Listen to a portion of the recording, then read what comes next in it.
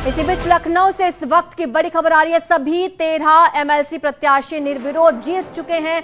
BJP के 9 प्रत्याशी और समाजवादी पार्टी के 4 एमएलसी के प्रत्याशी जीत चुके हैं। लखनऊ से इस वक्त की बड़ी खबर आपको बता रहे हैं। एमएलसी का रिजल्ट आ चुका है। सभी 13 एमएलसी प्रत्याशी निर्विरोध जीत चुके हैं क्योंकि किसी और ने नामांकन दाखिल नहीं किया था। ऐसे में भारतीय जनता पार्टी के 9 और समाजवादी पार्टी के 4 एमएलसी निर्विरोध जीत चुके हैं, यानी कि सभी 13 एमएलसी जीत चुके हैं। ज्यादा जानकारी हमारी संवाददाता अनामिका हमें देंगी। अनामिका, बताएं आपके पास क्या अपडेट है? देखिए, ये कि जिस दिनों जो सीटें खाली हुई थी उस पर अगर बात की जाए तो बीजेपी की ओर से 9 और समाजवादी पार्टी की ओर से 4 प्रत्याशियों ने नामांकन किया था। हालांकि आज अगर बात की जाए तो 13 जून को 3 बजे तक नाम वापसी का या किसी और के नामांकन को लेकर के जो अंतिम तिथि थी और जो समय था वो खत्म हो गया 3 बजे के बाद। लिहाजा अब जो है नतीजे घोषित कर दिए गए हैं और बीजेपी के 9 प्रत्याशी और समाजवादी पार्टी के 4 प्रत्याशी निर्विरोध चुनाव जीत गए हैं। ये अब तक का अपडेट है, जिसमें समय सीमा समाप्त होने के बाद से जो सभी प्रत्याशी हैं उनको सर्टिफिकेट भी जीत कर सौंप दिया गया विधानसभा प्रशासन की ओर से। जी बिल्कुल, और विक्ट्री साइन बनाते हुए भी नजर आए। किसी का कोई बयान अब तक सामने आया किसी जीते हुए प्रत्याशी का? देखिए, ये पहले से आकलन किया जा रहा था कि जिस तरीके से समाजवादी पार्टी और बीजेपी की ओर से जब प्रत्याशियों का नामांकन चल रहा था उसी वक्त किसी भी पार्टी की ओर से, ना समाजवादी पार्टी की ओर से ना बीजेपी की ओर से एक्स्ट्रा प्रत्याशियों का नामांकन करवाया गया, न ही किसी निर्दलीय प्रत्याशी ने नामांकन किया। तो ये पहले से ही आकलन किया जा रहा था कि जिस तरीके से चुनाव की स्थिति पैदा नहीं हो रही है, लिहाजा सभी प्रत्याशी निर्विरोध। बिल्कुल अनामिका, जिस तरह से पहले से ही चुनाव की स्थिति उत्पन्न नहीं हुई और अब जाकर ये रिजल्ट सामने आ चुका है। कानपुर विकास प्राधिकरण ने अवैध तरीके से बनाई गई 2 इमारतों को सील कर दिया है। अनवरगंज के फूल वाली गली में सुफियाना बेग और राशिद सिद्दीकी के नाम पर अवैध इमारतें बनाई गई थी, जिन्हें केडीए के अधिकारियों ने भारी पुलिस फोर्स की मौजूदगी में सील कर दिया। अधिकारियों ने साफ किया है कि भविष्य में भी अवैध निर्माण के खिलाफ जीरो टॉलरेंस की नीति पर काम जारी रहेगा। तो 2 अवैध बिल्डिंग्स सील कर दी गई हैं और केडीए का ये कहना है कि आगे भी ये कार्रवाई इसी तरह से जारी रहेगी। सीलिंग की ये पूरी कार्रवाई की तस्वीरें आपके सामने हैं। 2 अवैध बिल्डिंग्स को सील किया गया। बहुत पीछे होके बनाओ ना, मानसिक विकृति का था।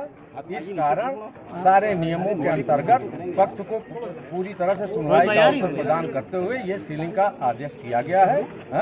बस बिल्कुल हमारे उच्चाधिकारियों का निर्देश है ये कि जीरो टॉलरेंस की नीति होगी। अनधिकृत निर्माणों के विरुद्ध जो है कठोर कार्रवाई की जाए। तो आप एक्सक्लूसिव तस्वीरें देख रहे हैं। अनवरगंज में ये अवैध इमारतें बनाई गई थी जिन पर यह कार्रवाई की गई है, सीलिंग की कार्रवाई की गई है। यूपी में 10 जून को हुई हिंसा के लिए कैबिनेट मंत्री अनिल राजभर ने विपक्ष को जिम्मेदार ठहराया। अनिल राजभर ने आरोप लगाया कि सत्ता न मिलने की वजह से विपक्ष अपनी बौखलाहट निकाल रहा है। राजभर ने हिंसा में शामिल आरोपियों के खिलाफ कड़ी कार्रवाई करने का दावा भी किया है। से देश के खिलाफ होती रही हैं। ये जो विपक्ष में बैठे लोग हैं ना, सत्ता नहीं पाने का जो फ्रस्ट्रेशन है, उनको जब मौका मिलता है तो वो ऐसी रूप में उसको निकालने का प्रयास करते हैं। सरकार संज्ञान ले रही है, पार्टी ने भी संज्ञान लिया है। हमारी पार्टी, हमारी सरकार, हम सब लोग मिलकर, और प्रदेश के अंदर, देश के अंदर किसी को भी स्वतंत्रता नहीं होनी चाहिए कि कोई अशांति पैदा करे। और बहुत ही कायदे से विषय को हमारी पार्टी ने देखा है और जो भी अशांत करने का प्रदेश को प्रयास करेगा, हम सख्त कार्रवाई पहले भी किए हैं, आज भी आगे भी करेंगे। उधर राहुल गांधी से ईडी दफ्तर में दूसरे राउंड की पूछताछ हो रही है। इससे पहले ईडी के अधिकारियों ने राहुल से करीब 3 घंटे तक पूछताछ की। नेशनल हेराल्ड केस है ये, जिसमें राहुल गांधी का ईडी से सामना हुआ है। वहीं इस पूछताछ के विरोध में कांग्रेस के नेताओं और कार्यकर्ताओं ने देश भर में कई जगहों पर प्रदर्शन किया। दिल्ली में प्रदर्शन के दौरान कांग्रेस के कई नेता हिरासत में भी लिए गए हैं। इसके बाद प्रियंका गांधी तुगलक रोड थाने पहुंची। कांग्रेस कार्यकर्ताओं से उन्होंने मुलाकात भी की। तस्वीरें आपके सामने हैं। इसी तरह से आज देश भर में प्रदर्शन किया गया।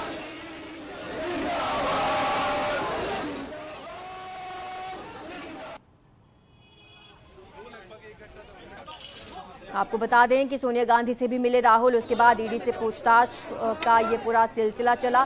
लेकिन कांग्रेस कार्यकर्ताओं ने आज पूरे देश भर में प्रदर्शन किया। दिल्ली से हालांकि कुछ कार्यकर्ताओं, कुछ कांग्रेस नेताओं को हिरासत में भी लिया गया क्योंकि दिल्ली में प्रदर्शन करने की अनुमति नहीं दी गई थी। लेकिन बावजूद इसके जब समर्थक सड़कों पर उतरे तो उन्हें हिरासत में भी लिया गया। वहीं आपको बता दें कि कांग्रेस के नेता राहुल गांधी से ईडी ने पूछताछ की और लगातार कई राउंड की पूछताछ हो रही है। नेशनल हेराल्ड केस में ये पूछताछ हुई और इसी पर कई तरह के बयान भी सामने आए। प्रियंका गांधी ने इसका विरोध किया, साथ ही साथ रॉबर्ट वाड्रा का भी बयान सामने आया, उन्होंने भी इस पूछताछ का विरोध किया है। तो राहुल से दूसरे राउंड की पूछताछ हुई और कई तरह के सवाल इस केस से जुड़े हुए उनसे पूछे गए। अब दो तस्वीरें आपको दिखा रहे हैं कि जिस तरह से हिरासत में लिए गए कांग्रेसी, दिल्ली से ये तस्वीर सामने आई जब सड़कों पर उतरे कांग्रेस के कार्यकर्ता और नेता और उन्हें हिरासत में ले लिया गया। दूसरी तरफ थाने में मुलाकात करने के लिए पहुंची प्रियंका गांधी और जो हिरासत में लिए गए कांग्रेस के कार्यकर्ता, उनसे उन्होंने मुलाकात की। राहुल गांधी से ईडी पूछताछ कर रही है और इसी के विरोध में इन्होंने ये पूरा प्रदर्शन किया। उधर केंद्रीय मंत्री स्मृति ईरानी ने कांग्रेस के विरोध प्रदर्शन को लेकर तीखा हमला किया। उन्होंने कहा कि कांग्रेस भ्रष्टाचार की समर्थक है। उस वक्त जिसके शेयर होल्डर थे 5000 से ज्यादा स्वतंत्रता सेनानी और जिस पर अब कब्जा है गांधी खानदान का, जिस अखबार के प्रकाशन के लिए स्वतंत्रता सेनानी शेयर होल्डर सुनिश्चित की गए, उसकी शेयर होल्डिंग एक परिवार को इसलिए दी गई ताकि वह अखबार का प्रकाशन ना करें बल्कि रियल एस्टेट का बिजनेस करें। साल 2008 में इस कंपनी ने अपने ऊपर 90 करोड़ का कर्जा चढ़ा लिया था और फैसला किया कि अब यह कंपनी प्रॉपर्टी के बिजनेस में उतरेगी। सहारनपुर से इस वक्त की बड़ी खबर आ रही है जहां पर संदिग्ध आतंकी की गिरफ्तारी की गई है। महाराष्ट्र एटीएस की टीम ने उसे अरेस्ट किया है। रिमांड पर लेकर गई महाराष्ट्र एटीएस टीम। इनामुल को गिरफ्तार किया गया। आतंकी जुनैद का साथी बताया जा रहा है। इनामुल नाम का यह आतंकी, जुनैद की पहले ही गिरफ्तारी हो चुकी है, अब उसका साथी भी गिरफ्तार किया गया है। महाराष्ट्र एटीएस की टीम ने उसे गिरफ्तार किया। सहारनपुर में यह गिरफ्तारी हुई है, संदिग्ध आतंकी की गिरफ्तारी हुई। महाराष्ट्र एटीएस उसे अब रिमांड पर लेकर गई है, उससे लगातार पूछताछ की जाएगी।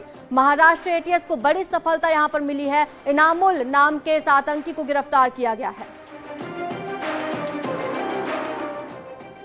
प्रधानमंत्री मोदी बुंदेलखंड एक्सप्रेसवे का जल्द ही उद्घाटन कर सकते हैं। 350 किलोमीटर एक्सप्रेसवे बनकर तैयार हो चुका है। झांसी कमिश्नर और डीआईजी एक्सप्रेसवे का शुभारंभ करेंगे। ये एक्सप्रेसवे चित्रकूट से औरैया तक बनेगा। बुंदेलखंड के 6 जनपदों से होकर ये एक्सप्रेसवे गुजरेगा।